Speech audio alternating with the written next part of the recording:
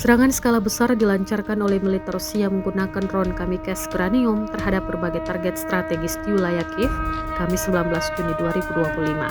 Rekaman detik-detik serangan beruntun tersebut beredar luas di Telegram, memperlihatkan ledakan demi ledakan yang mengguncang beberapa titik di ibu kota Ukraina. Drone-drone jenis Granium yang dikenal dengan kemampuan jelajah jarak jauh dan hulu ledak presisi tampak menghantam fasilitas-fasilitas yang diduga menjadi sasaran militer. Meski belum ada konfirmasi resmi dari otoritas Ukraina, sejumlah laporan menyebut adanya kerusakan infrastruktur dan kemungkinan korban luka akibat serangan ini. Hingga saat ini belum diketahui secara pasti jumlah drone yang digunakan dalam serangan maupun respon resmi dari pihak berwenang Ukraina.